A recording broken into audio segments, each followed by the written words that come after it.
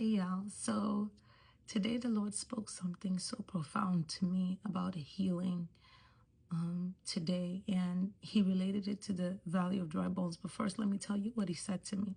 First, he said to me that his voice, the voice of the Creator, is louder than any other voice, right? The voice of your genetics, mainly. A lot of disease processes run in families, right? The voice of the Lord, the manufacturer of your body, is louder than the voice of anything else. Genetics, DNA, you name it, it's louder. What does that actually mean practically? It means that what he has said about you, what he has said about your cells, right? It has to obey his voice, right? Your cells obey his voice more than the voice of your whatever genetic code, right? That whatever things that run in your genetics that polluted the normal functioning of your cells, the voice of the Creator can activate the normal functioning of your cells over your genetics. And so what you will see, right, is not this disease continuing to run in your family. It's the ceasing, right, the end of this disease continuing to run in your family, because you believe that his voice is louder than the voice of your genetics. And knowing this, what is your call to action? Your call to action is to accept that his voice has authority, the voice of your Creator, right? The voice, the voice that commands cells to live, right? And he took me to the valley of dry bones to really prove this thing that he was describing to me. So in the valley of dry bones, what people don't understand is dry bones are literally bones that's void of moisture. It's centuries, right? If you think about the anatomy or the physiology of dry bones, is bones, right? At first it's dead bodies, right, that have gone past rotting, right? They have gone past disintegration. They have completely disintegrated. The flesh on those bones completely disintegrated, right? And not only did the flesh of the bones completely disintegrated, each bone disconnected from where it's attached to. All the moisture sucked out of it, right? That leads to dry bones. And with dry bones, if you step on it even a little bit, it can fracture into tiny little pieces. That's dry bones, okay?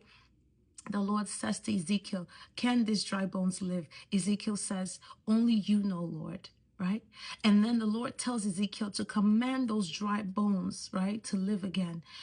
Ezekiel's voice, the authority that the Lord gave Ezekiel, caused dry bones to come together again, caused tendons, muscles, right, flesh to cover these dry bones, right? Cause cells to come together, right, to form tissues, organs, right? Flesh, extremities come together and then become an army. So if the voice of the Lord, if the authority of the Lord can cause dry bones to grow cells again, to grow organs again, to piece themselves together again, to become flesh, to become extremities, to become living souls, to become an army, right? Why then do we think the voice of our Creator is not more powerful than anything else? It's more powerful than death. It is more powerful than rotting, right? Than a rotting corpse, right? It is more powerful than anything in the whole wide world. Any voice that may speak the doctor's bad report, you name it. The voice of the Lord is way more powerful than that. And I think it's time for his people to begin to believe that his voice has power, to begin to believe that the same voice that commanded, right, that gave Ezekiel the authority, right, to command dry bones to live again, bones wherein the flesh, tissue, organs have disintegrated over time, the moisture been sucked out. If it was the same God that did that, why do we not think we can receive healing in our body? Why do we not think his voice can cause our cells to come together again? Why do we not think that disease processes that man has no solution for, that our God cannot command our cells to function as normal again? So today, what is your call to action? Your call to action is to begin to believe, begin to hope again, begin to believe that the voice of the Lord is stronger than what the doctors have said. The voice of the Lord is stronger than even your genetics. even your genetics, even diseases that run in the family, anything that the world may hold up as a standard against the word of the Lord, the word of the Lord, his voice is stronger than all of that combined. He is our manufacturer. He is our creator. Where man has no solution, he does. His voice is the solution. His power is the solution.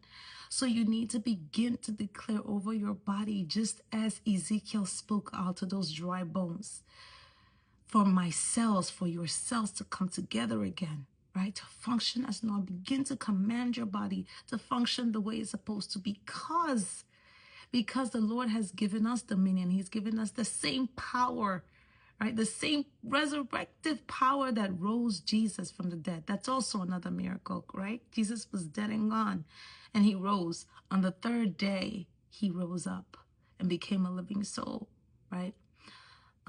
So the call to action is begin to believe in the authority of God's voice over anything else that may present itself to be even close to having any power.